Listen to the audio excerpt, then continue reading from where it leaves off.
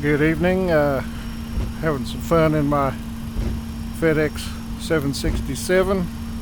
It's been a wonderful weekend of learning, trial and error, frustration, anger. It's just one badass airplane. So I've had to make some adjustments to get in sync with this thing.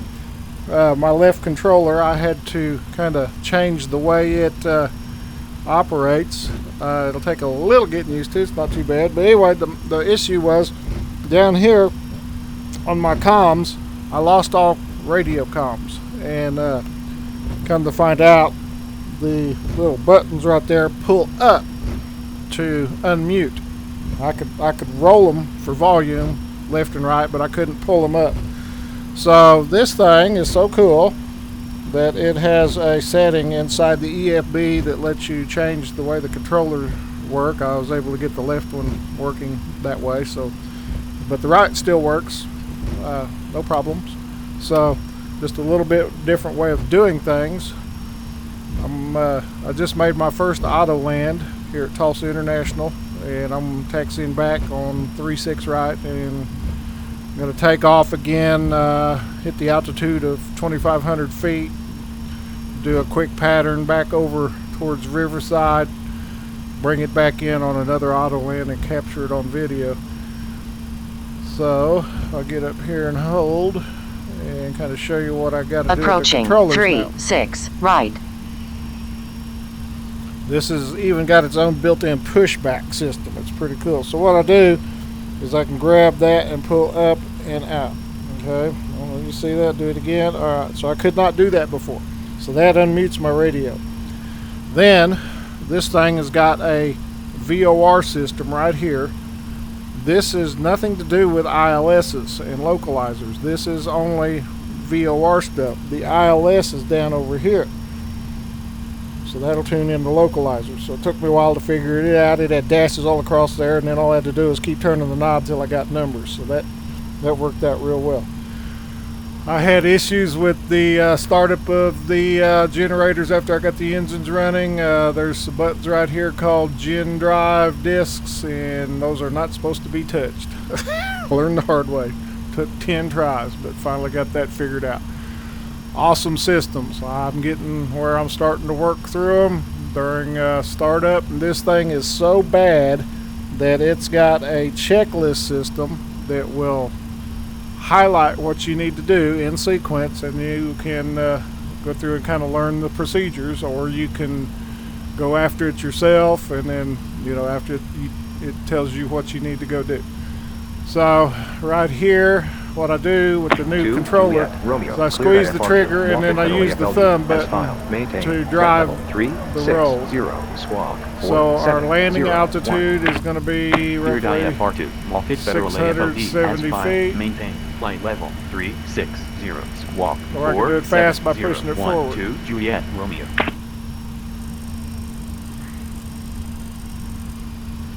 So we'll go 660, and then this is supposed to be. It's hard to manipulate. Takes a little practice.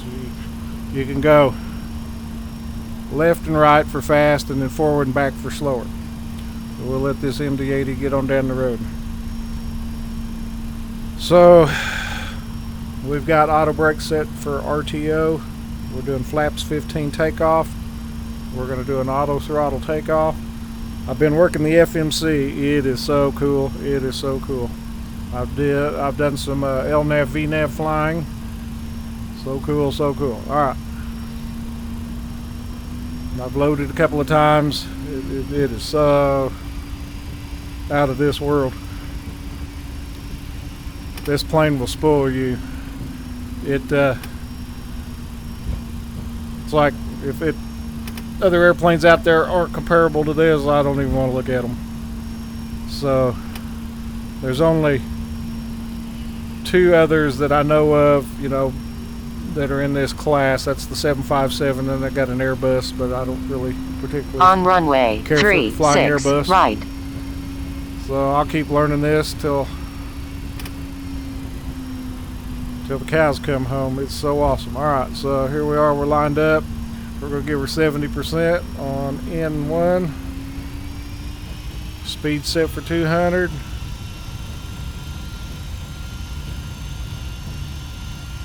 We're up a little bit.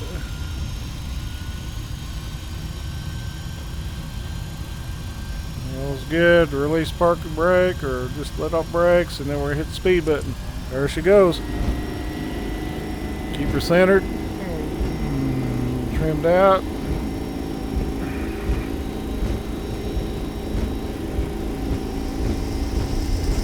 Rotate about 135.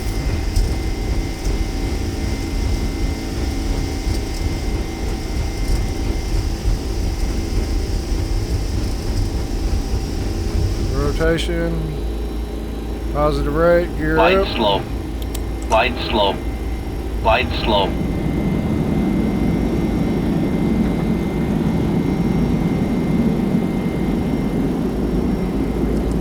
Give her to the autopilot.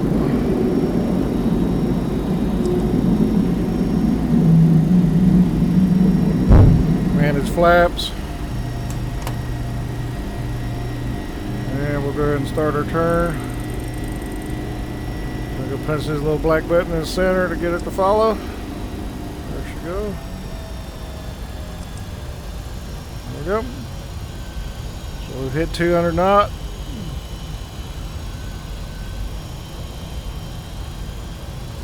Just keep flaps at 5 as we make the loop. Now I've got the ILS 36 right tuned in at 110.3, of course at 360.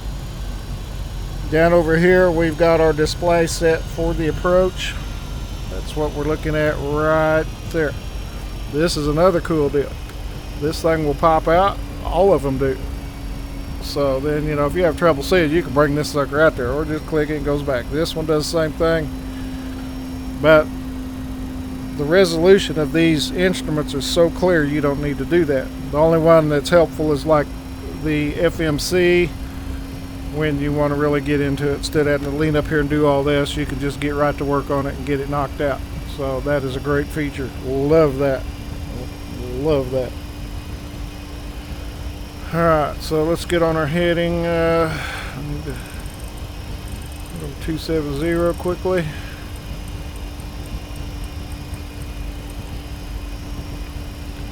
Alright, so over here, yeah, B down there. Over here, we're looking at 36 right. We're going to come in and we're going to hit the Webb's waypoint at 2,500 feet.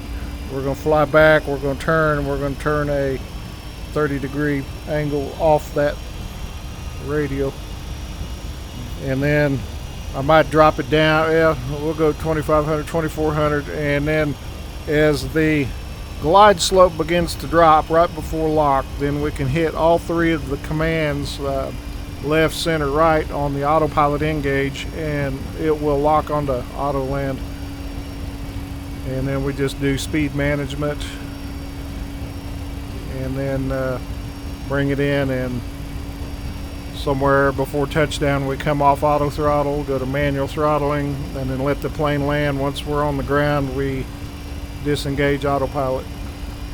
That will be hitting this bar right there, and then get on thrust reverse. Alright, so let's get turned south. I've got the heading and altitude all set up on one of my controls, so I can just hit the button and get it done quick instead of to keep grabbing controllers and reaching up there. I've got a couple of buttons left. I can do some assignments. I haven't figured out quite what I want to do. I like to get you know, arm auto throttle, like where I keep my hand down on the throttles, and then, you know, arm and disarm auto throttles. I'm coming in, keep my hands right on the throttle. This thing is super cool.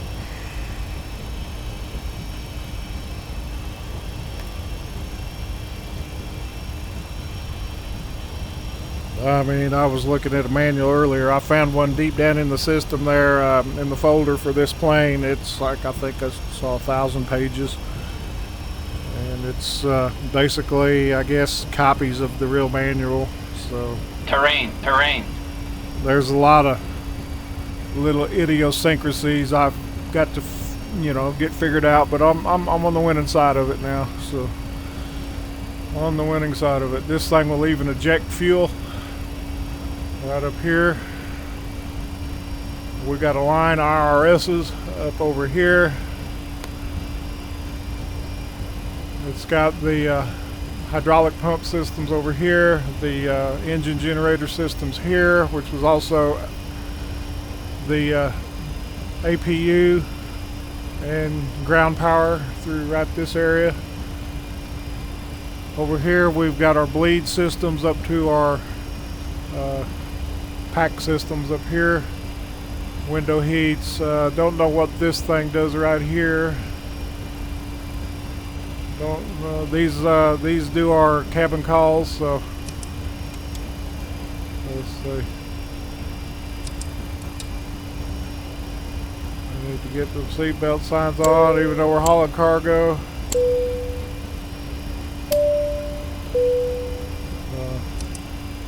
don't know, haven't played with them any.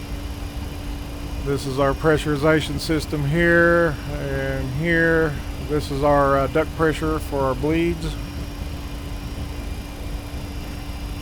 Lights. Cabin door lock. Logo lights. This is instrument lighting, overhead stuff.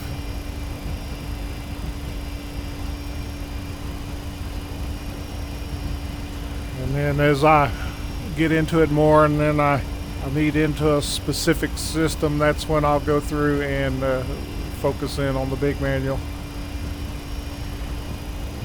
Yeah, it's cool. I've learned one thing: do not touch these two generator disk drives.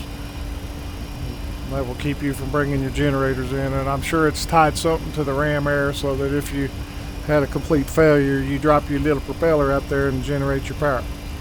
So really, really cool. Alright, let's slow her down to about 170.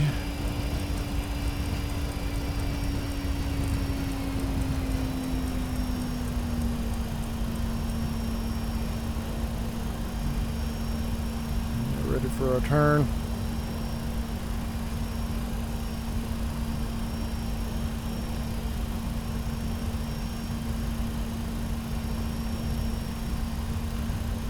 On approach. Good there. So we can see Riverside Airport right there popping by. We'll go ahead and turn 090. Ahead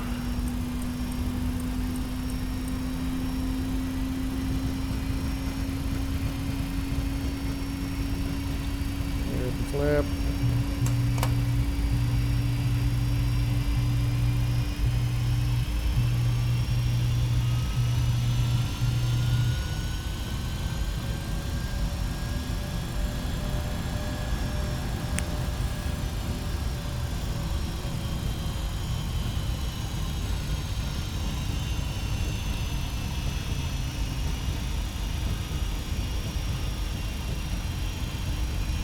Back 20.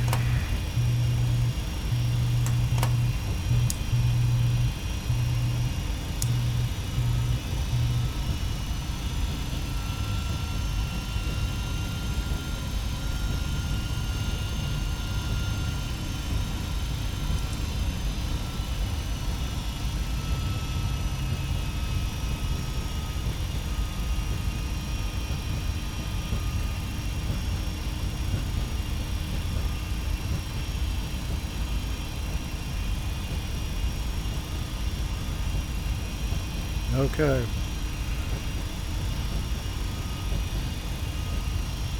Picking up the localizer. There we go. Okay. So you can go localizer, or you can just come down here and hit the approach and it'll grab localizer first, then glide slope. Or I go into the EFB and tell it to do it opposite, but I'm used to capture localizer, then glide slope. Get a little closer, we'll turn 60 degrees left and give us a 30-degree angle on that localizer.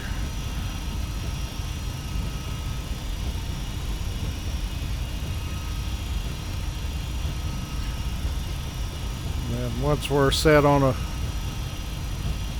localizer and glide slope, then we arm left and center autopilot commands, and we're in business. Alright, let's go ahead and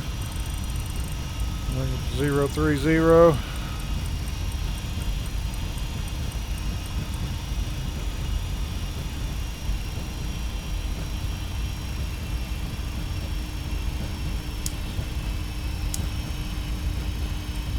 Slow down, 160.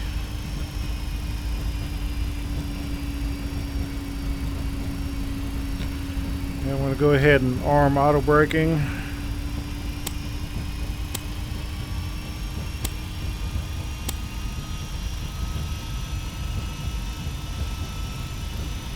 Yep.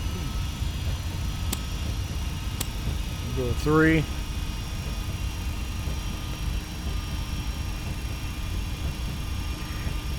Okay, so we're looking at that. This says Loc and GS. Once we capture the localizer, that'll turn green, and then glide slope will turn green.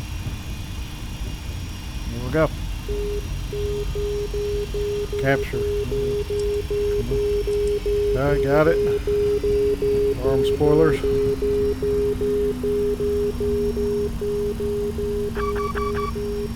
Drop gear. Go for flaps. Drop our speed to about 135. I'll go 132. Full flaps. So we got auto land status, land 3. Woohoo! Landing lights on. So at this point, I'm going to go ahead and disengage 1,000. auto throttle. I'll take that manually.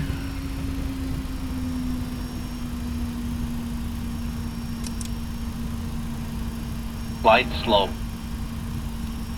Glide slope. Glide slope. Glide slope. Glide slope. Approaching. Glide 3, slope. 6, right. Glide slope. Glide slope. Glide slope. Glide slope. Glide slope. You just trust the auto Glide land. slope. Glide slope. Glide slope. One white. Glide slope. 500. Glide slope. Glide slope. Glide slope.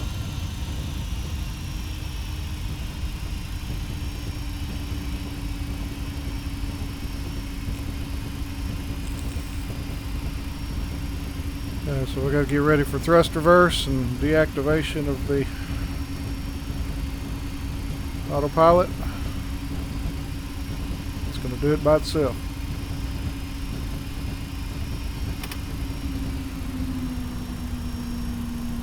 One 100. 50. 40. 30. 20. 10. What a smash.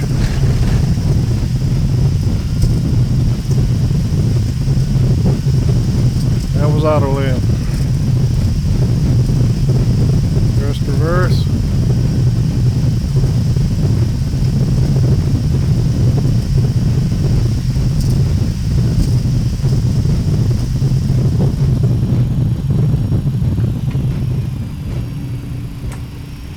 What a ride.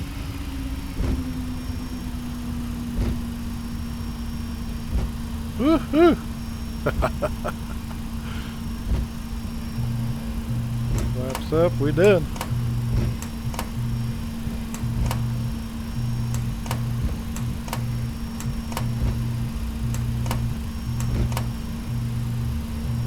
That was a fun ride.